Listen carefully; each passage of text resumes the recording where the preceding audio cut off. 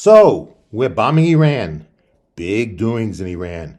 And you know what's beautiful about this one? We didn't even pretend there's a reason. No vote, no debate, no declaration of war. The president woke up one morning and said, I felt strongly, and started bombing a country of 88 million people. I felt strongly. That's not a constitutional argument. That's what you say when you pick the wrong thing off the menu. But we like war. We still like war. I told you this 30 years ago, and not a goddamn thing has changed. You know what's changed? The screen size. Now you can watch the bomb drops on your phone while you're on the toilet. Real-time atrocities between rounds of Candy Crush. That's progress. That's American innovation right there. They named it Operation Epic Fury. Epic Fury. That's not a military operation.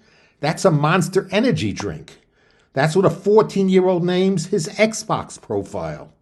Generals, Pentagon officials, grown men in a room full of medals and flags, and somebody said, Epic Fury. And nobody laughed. Nobody said, that sounds like a wrestling pay-per-view. They all nodded. They went with it. And that tells you everything about the people running this war. Now, here's the part I love. Here's the beautiful part. We had a deal. An actual, signed, verified, inspected, working agreement with Iran. Reduced their uranium by 98%. International inspectors went in 11 times and said, yep, they're complying. And we tore it up. We tore it up. Not them, us. While they're complying, and now we're bombing them because of the thing that happened after we tore up the deal that was preventing the thing we said we were worried about. That's like burning down the fire station and then bombing the neighborhood because of all the fires. But nobody connects these two events because nobody in this country has a memory that lasts longer than one news cycle. Wait, didn't we have this handled? No, nobody asked that. Because we like war. We already told you, pay attention. And who talked us into tearing up that deal? Benjamin Netanyahu. This son of a bitch who has been saying Iran is about to get a bomb for 33 years. 33 years. In 1992, he said 3 to 5 years. In 2002, he said 5 years. In 2012, he held up a cartoon bomb at the United Nations. A cartoon bomb. Like Wile E. Coyote was briefing the Security Council. And every ambassador in the room sat there nodding like this was serious intelligence.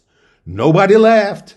When a world leader holds up a prop from a Roadrunner cartoon, and the entire United Nations keeps a straight face, you are living in a completely insane civilization. It is now 2026. There is no Iranian bomb. There has never been an Iranian bomb, but there is a war. There's always a war. The bomb is always coming. The war is always here.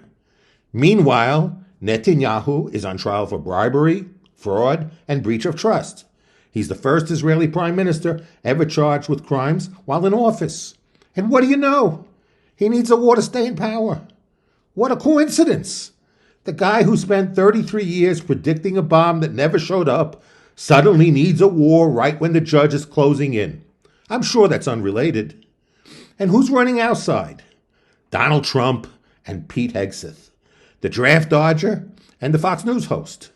That's your wartime leadership. Trump dodged the draft 5 times. 5 times.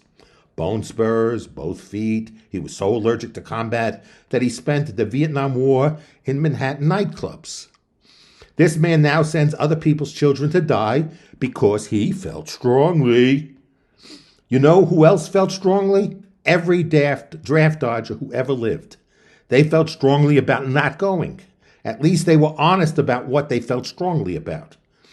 And Hegseth, Pete Hegseth, the Secretary of Defense, used to do weekend segments between cooking tips and weather updates. He went from coming up after the break to commanding the United States military. That's not a career path.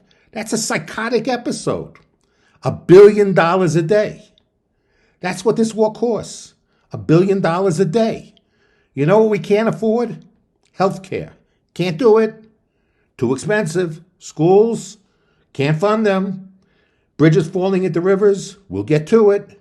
But $1 billion a day to bomb a country on the other side of the planet? Money's there by morning. War money is magic money. War money comes from a special vault that only opens when brown people need to be exploded. And we don't even have the $1 billion. We're borrowing it. We are taking out loan to kill strangers. We are putting murder on a credit card and handing the bill to kids who haven't learned to read yet. Thomas Jefferson warned about this. The guy on the nickel, he said, you let one generation borrow for wars, the earth belongs to the dead, not the living. He said limiting borrowing would bridle the spirit of war. We put his face on our money, and we never read a word he wrote. That might be the most American thing that has ever happened. $10 trillion. That's what the war on terror has cost since 2001. $10 trillion. None of it paid for through taxes. All of it borrowed. Every penny charged to future generations who never voted for any of it. Kids born on September 12, 2001 are now 24 years old, entering the workforce. And they each owe $67,000 for wars that started before they could walk. And now we're adding Iran to the tab. Another war, another loan, another generation that gets the bill. But support the troops. Always support the troops. That's the rule. You can't question the war because that means you don't support the troops. You see how that works? We send the troops to war and then we use the troops as a human shield against anyone who questions the war we sent them to. That's not patriotism. That's a hostage situation. Meanwhile, the administration won't even call it a war. They call it an operation. Congress calls it, we weren't consulted. The Pentagon calls it epic fury. Nobody calls it what it is because if you call it a war, you have to do all that annoying constitutional shit like voting and debating and being on the record. And who wants that? Not Congress. Congress loves this arrangement. The president gets his war. Congress gets to pretend they didn't notice. Defense contractors get their $1 billion a day. And the people who lose are the ones doing the dying and the ones paying for it. But those people don't have lobbyists, so who gives a shit? You know how I know this country is finished as a serious civilization? Not because of the war. We've always had wars. It's because we named the war Epic Fury and nobody laughed. Nobody laughed. That's when you know it's over. When the parody writes itself and nobody notices. You're not living in a country anymore. You're living in a sketch that forgot it was supposed to be funny. Epic Fury? Jesus Christ. We are a deeply unserious nation doing deeply serious damage, and we can't even name our wars without sounding like a 14-year-old screen name. America, the most powerful military in the history of the world, with a small, crumbling country attached.